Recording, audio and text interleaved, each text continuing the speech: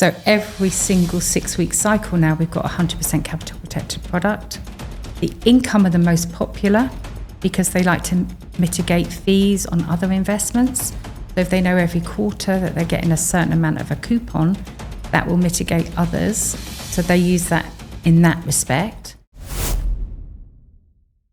This is the Adam Fayed Show for Expat Wealth, and today we are delighted to be joined by Debbie Reynolds from IDAD. So welcome to the show, Debbie. Thank you very much for having me.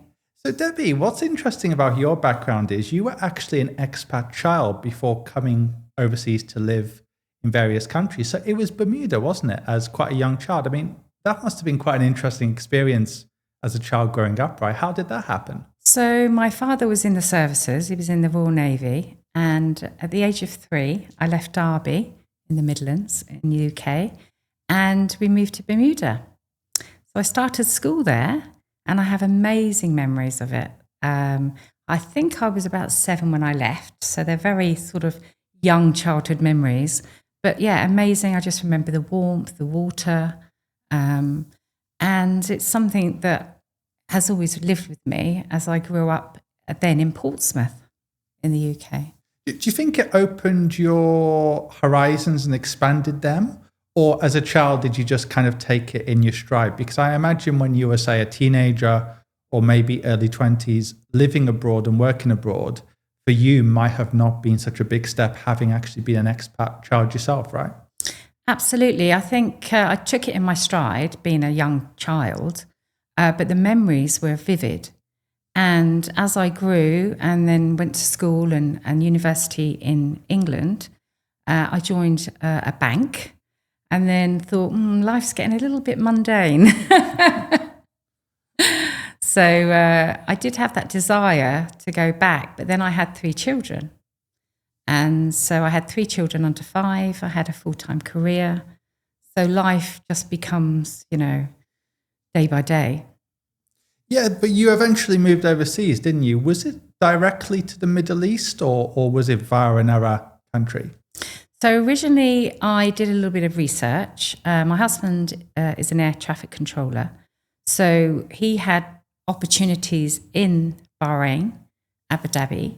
So we did the research. We came to Bahrain first. It wasn't for me. My cousins had lived there for 25 years. So I felt comforted that they were there. But then when I came to Dubai, I thought, oh no, I could live here, definitely.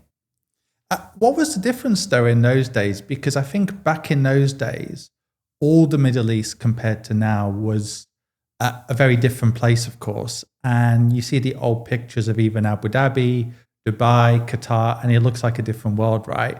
But back in those days, because this was what, 20, 30 years ago, was it? Or? So I actually moved out to Dubai in 2012. Okay, so my much research, more recently. my research started in 2011. Okay. And that's when the decision was made. And I moved here in March 2012. Sure. Was there a big difference between Bahrain and Dubai then? Because obviously if you go back much further, like 20, 30 years, maybe there would have been more commonalities. But I think even 12 years ago, Dubai was a completely different place to Bahrain, wasn't it? Absolutely. Bahrain felt as I would have expected it to feel in terms of, it's a completely different culture. And that was the one thing I was concerned about moving to the Middle East. I couldn't speak the language. I was a bank manager in the UK, lending in sterling, completely different currency, all these concerns. But to come to Dubai, everyone spoke English. All the signposts were in English. And it was the dominant language. And I was really surprised by that. And even with the dollar pegged to the dirham, that all helped as well. So it was actually, quite enlightening coming to Dubai, whereas Bahrain was going through the conflict. So there was actually control points, and it felt quite intimidating to be there. Oh, yeah, because after the Arab Spring, there was actually briefly an uprising in Bahrain, right? Absolutely. So I went to Bahrain a couple of years ago and Oman, and it felt very peaceful. Obviously very different to a Singapore or Dubai, but felt very peaceful. But I guess at that time it was a somewhat crazy place to be, or it's crazy to extreme. Yeah, I mean, to see, proper soldiers. And I thought, oh no, I couldn't live here. So that was the decision made. And I joined Barclays Bank in Dubai. So yeah, absolutely great decision. Fantastic. Well, what's interesting is we're going to interview more people on this podcast. I think you're going to see people who live in all kinds of places. But what's interesting is Dubai and Singapore and those very typical expat places, they get so many people still.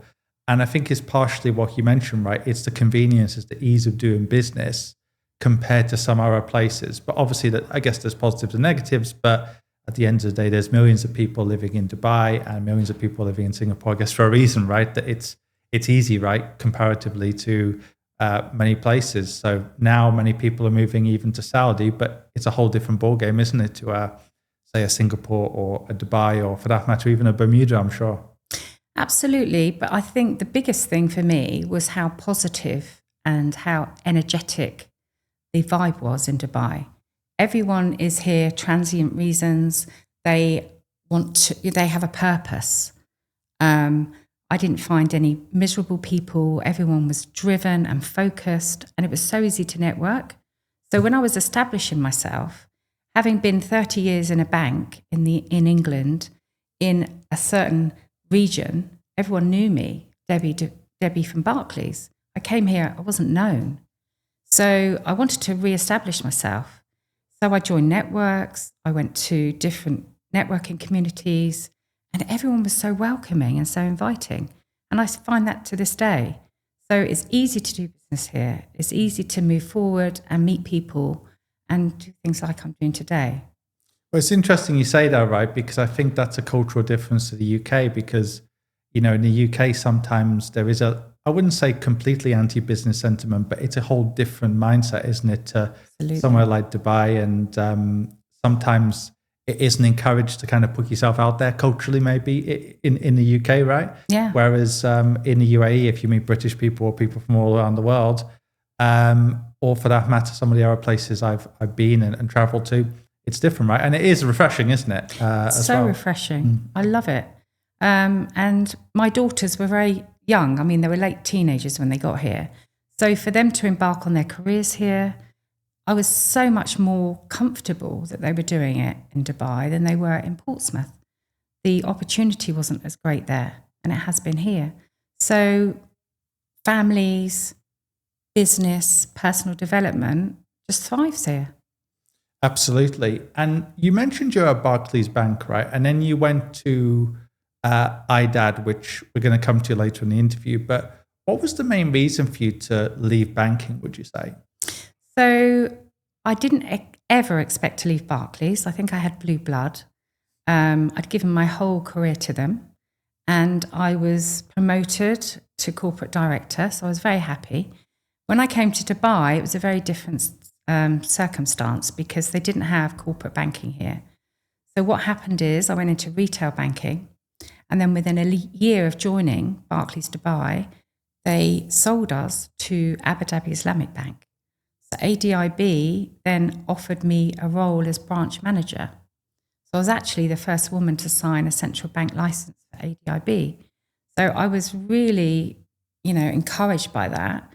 And I ran their branches for 2 years. And then due to a personal situation, I went home to England in 2016. My daughters stayed. I went back to work for Coutts Bank. I've been headhunted by a gentleman that worked for Barclays here, who'd gone back there. The Queen's Bank, allegedly. It was, yeah. And I was so excited to have that on my CV and work in their hospitality lending department. But they made 9 people redundant because they had issues being owned by RBS and all the 2008 still affecting them. So they made 9 people redundant. And I was in a petrol station fueling my car, and I saw the managing director of IDAD, and he said, "How did you get on with the Coutts job?" And I said, "It didn't happen." He said, "I'll call you." And that was 8 years ago. So IDAD was actually a client of mine as a bank manager. So I knew the business, he knew me, and he offered me a job as global sales director. And IDAD, what do they do exactly, and who are IDAD's clients? So IDAD stands for Investment Design and Distribution. So that's exactly what we do. We design products and then we distribute them. So we have relationships with 30 plus banks, and we then design investment vehicles for lump sum investments offshore. So our clients would be financial advisors. So financial advisors would be looking at their client's portfolio, and they would come to IDAD for maybe 20 or 30% of their client's portfolio and ask us, do we have certain products? Sure. So you don't go direct to the consumer. It's always through, say, bankers, financial advisors, and so on. Absolutely. Would you say most of the end clients are kind of expats and high net worths, or would you say like sometimes retail investors kind of buy these kind of products? Retail investors do, but it's mainly high net worth clients is the end consumer. They would be having a financial advisor, and they would be going through their portfolio, and they will say, I need income, I need growth, or I need 100% capital protected. And those are the three areas that we focus on. So we would design an investment for maximum 6 years that would pay a certain return. So the advisor can then say, I've got this product, and it's very easy to explain it, but it's also what it says on the tin, basically. You know what you're getting. There's no entry fees or exit fees. And then the product is invested in via a life company or via a platform. Sure. And you mentioned those things like capital protection, income, and so on. So would you say for most of the end clients, of course, you're not dealing directly with the end client, you're dealing through the advisors. But would you say most of the end clients, they're motivated by those things? So capital protection, income, they're not necessarily motivated by, say, the massive returns of, say, getting 20% per year or giving themselves a chance to get that. Would you say those are kind of the main motivations, more like a conservative play for a lot of people in their portfolio? Yeah, absolutely. They want a balanced portfolio. They want diversity. So we have different banks like Morgan Stanley, Barclays, and we put products out across maybe 6 different banks, each sort of 6-week cycle. And those products would then give the income, the growth, or the capital protection. So it covers all angles. And then the advisor would say to me, as their relationship manager, Debbie, I have a client who's looking for 100% capital protection. What do you have? Or I have a client that wants 12% returns. What do you have? So normally we can find something. And if we can't, we can design a bespoke product for minimum 250,000 sterling or dollars. Sure. So let's say a client has, as an example, $1 million with their advisor, and they would have put in, I don't know, 200,000 or 300,000 into something like this. So let's say it's gold or something like that. So basically it can be structured to a specific objective. Like, for example, it could be 100% capital protected that's available, or it can also be downside protected, right? So where, let's say the gold price falls by, I don't know, 50% or whatever it is, the client's money is protected in a certain time period, right? Absolutely. But then there's also income products, right? So you also have, I think, credit-linked notes as well. What are credit-linked notes? So credit-linked notes, basically, all the products we do have an underlying asset. So like you've mentioned, it could be indices, it could be gold, copper, but they're more bespoke. And then credit-linked notes are more for our institutional clients. So retail investors wouldn't really get involved in those. And then we have an institutional pricing desk that would do that separately. Mm-hmm. Sure. So with the credit-linked notes, it's more like it could be linked to a company, right? Like Barclays or HSBC. Oh, yes. Sorry, yes. And it would kind of just give an income, right? Yes. But what about, let's say someone's worried about the markets. They maybe think the markets are high. Maybe they're worried about all these kind of talks of trade wars and tariffs, all the things on the news and so on. Do you think these products can be used to protect a portfolio if there's like a stock market crash as well? Well, this is why we have features and benefits and triggers built into the product. So basically, we have a 50% downside protection. So, for example, if you did invest in a certain company or a certain product, it has to literally go down by 51% for your money to be at risk. So all these features, barriers and benefits are built in to that product. We give amazing fact sheets which explain everything, which the financial advisors use as well. So the other thing is they could also drop by 20% for the coupon still to be paid. So all these different barriers and features make a structured product. Sure. Would you say the structured market is growing at the moment, let's say in the last 5 or 10 years, or has it stayed relatively stagnant? I've been with IDAD for 8 years.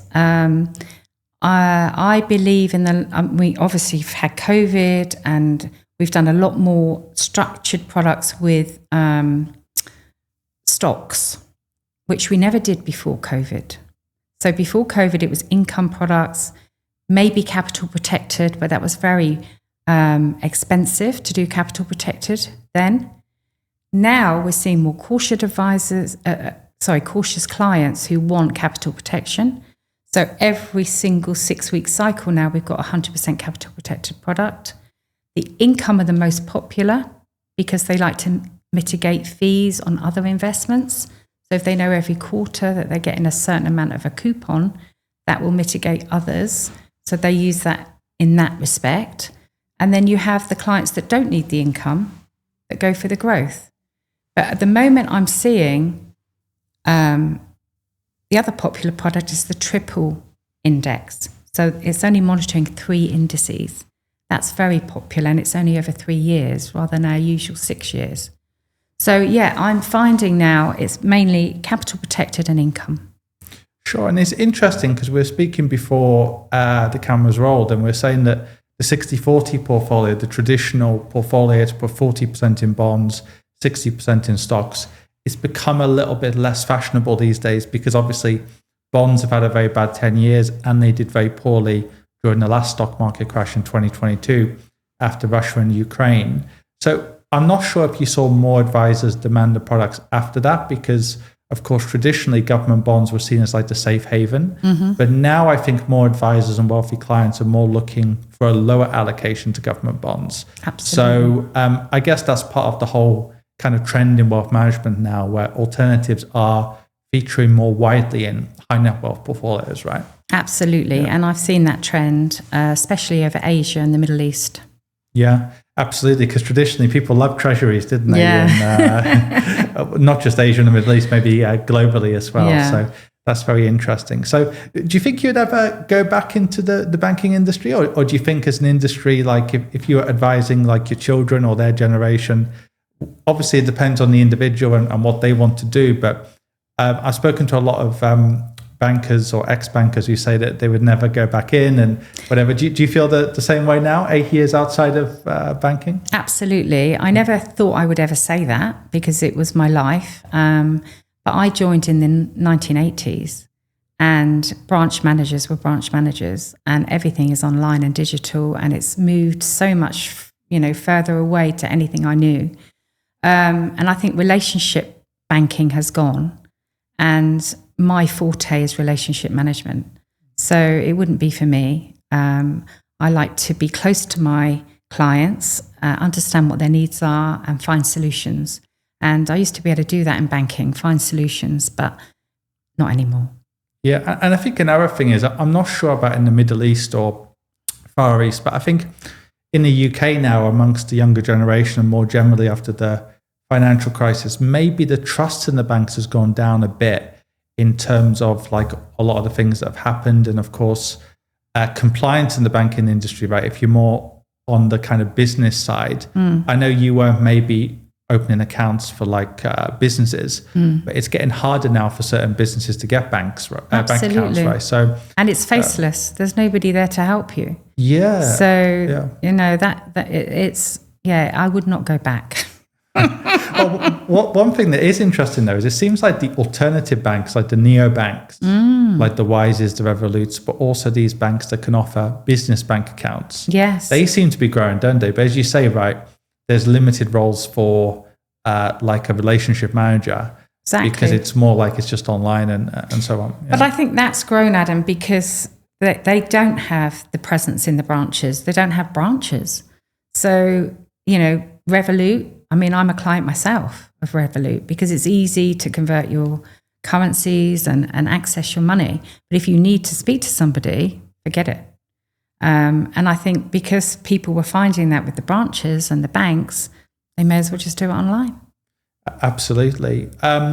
So what do you see as the future of the structured industry? I mean, obviously no one has a crystal ball and we don't know what kind of products the clients are going to demand in the future. But do you think that the current trends, like you mentioned, free indexes and so on, do you think that will continue, or do you think it'll be more like there'll be more demand for alternatives, maybe linking it to crypto or the price of Bitcoin or this kind of thing? Do you think there'll be some changes like that in the coming years? Definitely. We've been asked over the last 5 years to look at crypto and Bitcoin. But as a responsible provider, we didn't want to get anything too high risk. So we tended to stay to the indices. We tended to do a few stocks like we have, the banks. We back test everything over 12 to 16 years. So when something's quite new and it doesn't have that back testing, then we're not prepared to put a name to it. Well, that's a very good point, right? Because a lot of these products, they work very well if the volatility isn't incredibly high, right? Or if these assets come back. And you mentioned back testing, right? So for example, the US stock market, we know it's regularly gone down by 20 or 30%, and every once in a while it's gone down by minus 50%. We saw that in 2008 and 2020, but then they tend to come back, right? Whereas I guess with, for example, Bitcoin and these kind of assets, if they're all over the place, I guess it becomes a bigger concern, right? Because then the whole product might not work as well compared to something which has more limited volatility, if that makes sense. Exactly. And we've also been asked to do some bespoke products on them. Whereas then it's a bit like a financial advisor would sign an indemnity. Say, well, if you really want this, we can get a price from the bank and we can hedge it for you, but these are the risks. So we've done that occasionally, but it's not something we put out as a general release yet. But I do feel, to answer your question, it will change, obviously. Absolutely. Well, thanks for coming in, Debbie. Oh, it's been a pleasure. For everyone else, subscribe, like, and share this interview. And until next time, have a good day.